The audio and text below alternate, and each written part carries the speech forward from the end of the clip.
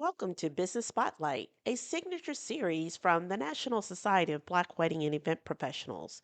This is the show where we shine a light on the people, the stories, and the passion behind the brands. Each episode, we sit down with one of our incredible members to explore the journey, the culture, and the character that fuels their business. It's not just about what they do, it's about why they do it, how they got started, and what keeps them going. From bold startups to beloved staples, we're celebrating the entrepreneurs who are shaping the wedding and event industry, our community, one story at a time. So, whether you're here for inspiration, connection, or just good conversation, you're in the right place. This is Business Spotlight, where business gets personal. Welcome back to another vibrant edition of Business Spotlight, where we shine a light on the movers, shakers, and magic makers in our community. Today, we're talking about a woman who brings soul to the ceremony, grace to the gathering, and a whole lot of love to life's most meaningful moments. She's the founder of Living Ceremonies in Nashville, Tennessee, where every ceremony is a celebration of spirit, story, and soul. Get ready to meet the woman who makes every moment meaningful, the one and only Benita Livingston. Hello, everyone. I'm super excited because we are back again for our member spotlight where we shine the light on our members, just giving you a little insight, juice as far as who they are, what they're about, because it's basically, who's behind the brand. These people that, as vendors that you want to get to know, to work with. And then as consumers, you're investing your time, your money with them. So we're giving you that insight so that you can see exactly who they are. And so today I'm super excited because we have Benita Livingston from Living Ceremonies. She's out of Nashville, I was going to say Memphis, Nashville, Tennessee. And we're get to know a little bit about her today. Hi, Benita, how are you? Good, I'm great. I'm doing fine. Hi, awesome, Good to be here. awesome. Well, I'm glad that you're here. Super excited. I've seen all of your work. I see how you get involved with your couples and stuff. And so let's just share a little bit, with the audience as far as like who you are. And just jumping right into it, tell us a little bit about who first, tell people who is Benita Livingston. Okay. I am Benita Livingston, the owner of Living Ceremonies, and I have been in the business for about 3 years now. I moved, you said I was originally, you said I was going to be from Memphis, but I did. I moved from Memphis to Nashville. After I retired, I was hospital chaplain for 25 years. 20 of those years was in the VA. So once I retired, my children, my daughters, and my grandbabies are here in Nashville. So I moved here to Nashville to be with my grandbabies. And so after then, it was kind of like, I'm going to have to find something to do with my time. I just didn't want to sit around and watch Netflix and gain pounds. So I came up with Living Ceremonies because a friend of mine who is a wedding officiant, I saw her post. It was just a very simple post, and she's actually a member of NSBWEP, Reverend Osella Hughes of Serenity Ceremonies. And so immediately, I knew that that was it because I had been doing weddings and premarital sessions for a long time. I just hadn't done it as a business. So that's just a little bit about me and how I came to be here on this journey. Awesome, awesome. As I do these interviews with our members, I'm sitting here learning things about them as well. So, didn't know that you were a hospital chaplain. So, thank you for that tidbit of information. Um, how did you come up with the name of your business? Well, actually, it's a part of my name. My last name is Livingston. So I just kind of cut it short, Living Ceremonies. Okay, wonderful, wonderful. So, love that. Based in Nashville. You're a wedding officiant. What sets you apart, or what sets Living Ceremonies apart from others in the industry or in the Nashville area? Well, personally, I feel that what sets me apart is this is ministry for me. This Mhm. is more of a calling for me. Definitely, I bring my own personality and my life experiences. As I said, I've been a chaplain working with veterans for 20 years, both male and female. And so I bring all of that to the table. And by feeling as if, this is my ministry, this is an extension of my calling, I also bring in the spiritual aspects of what I do because, this is who I am. You made a very good point because I know, well, now I've transitioned over to do corporate events, but when I did weddings,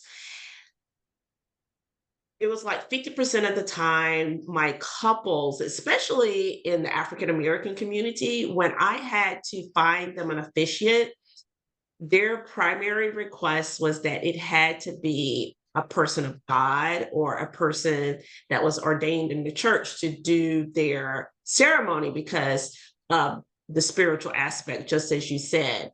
Kind of tell people like what's the difference from a person of the clergy doing what you do versus someone that just goes and get their license. Kind of go, you kind of gave a little snippet, but go in a little bit more detail as far as like what that advantage is.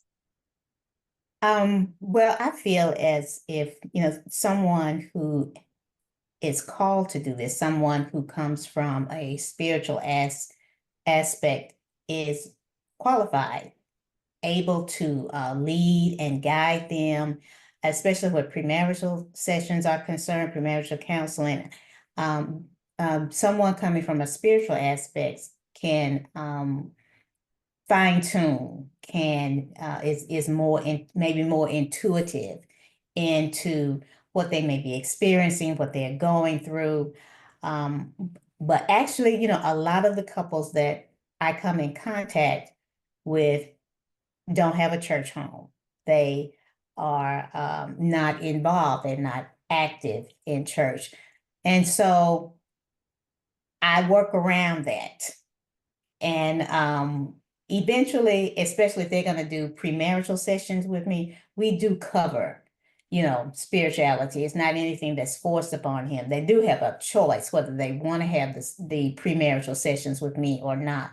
But I feel that, we have to talk about an array of topics when we do meet, when I do meet with them.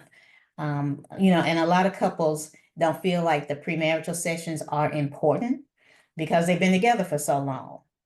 And I like to tell them, right now you're still dating. I don't care if you bought a house. I don't care how long you've been together. You're still dating. It is not until I pronounce you that you become husband and wife, and that's a whole nother shift in your relationship because I tell the girl that he is no longer your boo.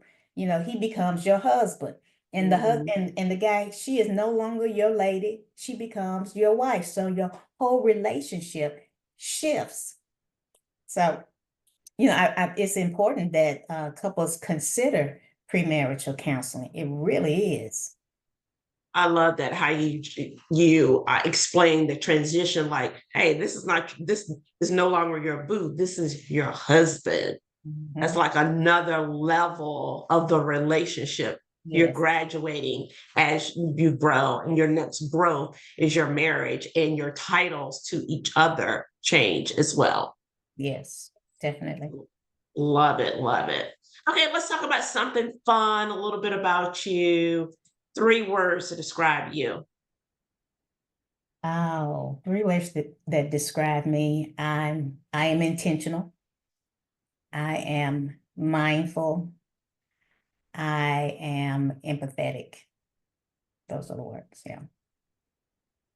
And one thing people might be surprised to learn about you. I, I was like, oh wow, I don't know. one thing that people might be surprised, well, when I was growing up, I wanted to do theater. I wanted to go to New York. I wanted to be on Broadway. I can't sing or dance, but I was gonna act. Yes, I went to college. It was, my that changed my first semester, but that was what I was gonna do. I was gonna do Broadway. Love it, love it. You could have been the next Audra McDonald. Right.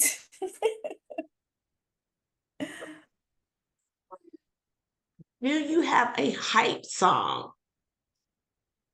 Oh, when oh, I love music, all different kind of genres, but usually when I might be preparing for a wedding, a lot of times I just kind of get silent and get still because Mm, like I said, I am intentional and mindful, and I want to make sure that um, I am focused because the moment of the ceremony cannot be replayed.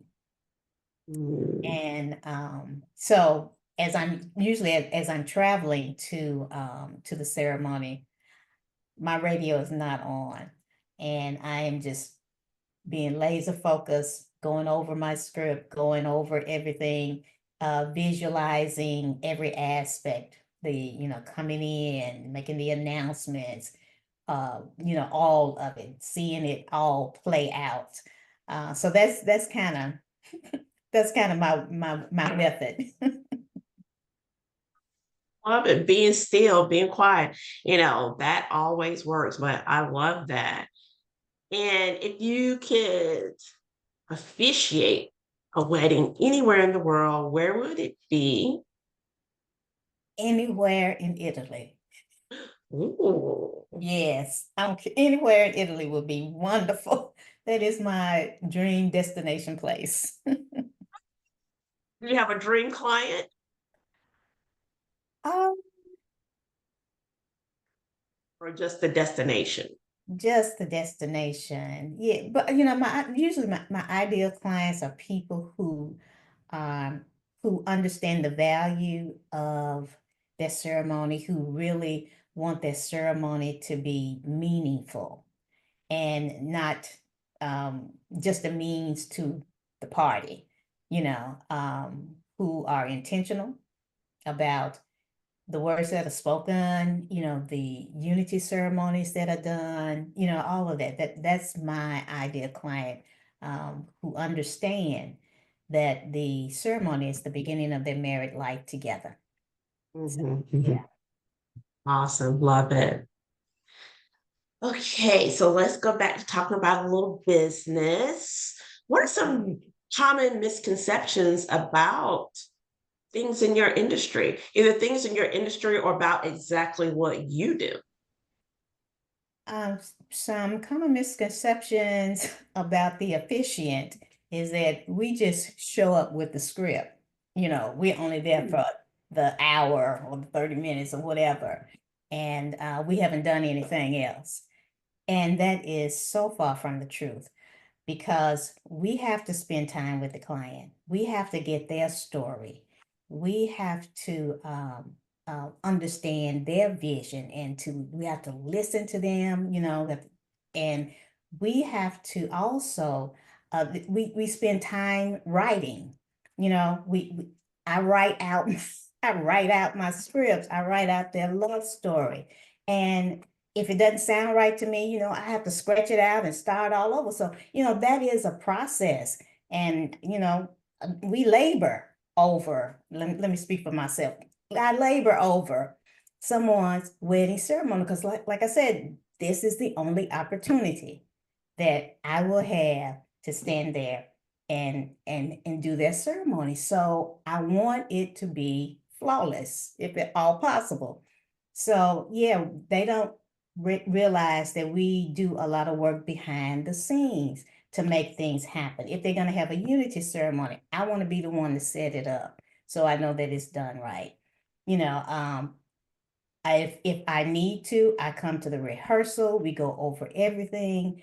I will send the couples the any words. Well, I don't send them the love story because I like for them to hear it for the first time there. But anything else that they're going to, do repeat after me vows, I will send them those so they can go over it, so they can feel comfortable. So there are things that we do behind the scenes. Like we don't just show up with our iPad or with our book and just read. No.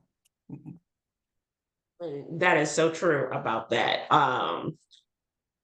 Some of the officiants that I've worked with here in the DC market, you put a lot of work in it, especially, I'll say, my preferred vendors that are professional about what they do.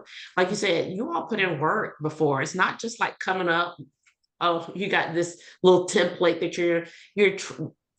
the ceremonies are meant to evoke emotion, Right. this intentional. And in order to do that, like you said, you have to learn the couple, and you are making this fit just for them. Right. Absolutely. Just for them, because it is all about them. Mhm. Mhm. What are some lessons that you've learned since you've started your business? Oh, there will be peaks and valley seasons. Amen on that. Oh my. Like I said, I'm new in the business aspect of it. And so when I started out, I had a lot of bookings. Let me just, about 25 weddings my first year. And I was like, oh, that's great. That's great. So the second year is probably 21, 22. And I was like, okay. This year is totally different. Mm, This is a different season. And so it is causing me to trust God in the midst of this season. mhm, And mhm. to have faith that, this too shall pass. It's like I said, it is a season. So, Yeah. And you're definitely about that. For me, a person that's been in business for over 20 years, you have your highs, you have your lows, but it's up to, how much elbow work that we want to put into it, mhm, and to continue to believe in ourselves that what we're doing is right. And like you said, this season shall pass. yeah, it will. Yeah, indeed. All right. What's been one of your favorite weddings? Have you had one, or are you one of those like, all of my clients are my favorites? All my clients are my favorites. I have officiated some beautiful weddings, and they have all been very different. I have not had a couple that I can say, oh, I never want to do that again. So, but it's been beautiful for different reasons. Sometimes it's just the couple themselves, the energy that they bring, the love they have.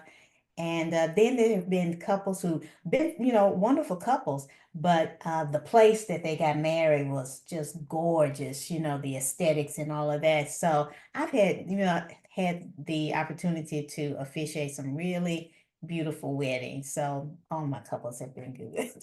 Okay, that sounds good. Sounds good. So what advice would you give someone that is coming new into the industry? Hmm. Um, to understand that it is work, you're going to have to put the work in. It is worth it to try not to be discouraged, try not to move too fast, pace yourself, take care of yourself emotionally, mentally, physically. Um, just to learn to develop friendships and relationships. It's going to take that to continue in the business, and you got to have faith. Indeed, indeed. How do you build relationships with other vendor partners? You know, as I stalk all of you guys on social media, I see that you are out there, you're networking, you and some of the members of NSBWP, so like you all have your own camaraderie and doing things. How does networking affect your business and how do you go about networking? Well, right now, networking is kind of the heartbeat of things. And as a introvert, real serious introvert, um, I am really pushing myself to really be out there because it's not my natural. I'm not a social butterfly, even though I wanted to act like one, but I'm not. I'm really an introvert. So, but you have to build relationships with people. So I am a member of some other organizations, a part of WIPA and NSBWEP. And so that has given me the opportunity to meet other vendors, to meet all kinds of different people in the industry. And so to develop those relationships. And as you say, Tanza and Kim and I are kind of the three musketeers here in Nashville. And so, um, being a part of NSBWP has given me the opportunity to meet them and to develop friendships and relationships with them. So, well, we are rounding out our conversation with you, Benita. And so I just want to do some rapid fire questions with you. Um, Morning person or night owl? Morning person. Oh, don't call me at night. You 4:30, sound like me. 4:30 in I'm the a morning, morning I'm person up. too. My family loves to call me at night. No, no, no, no. They're like, but it's 9 o'clock. I'm like, I don't care. I'm Right, winding down. I've been up since 5 a.m. right. Um,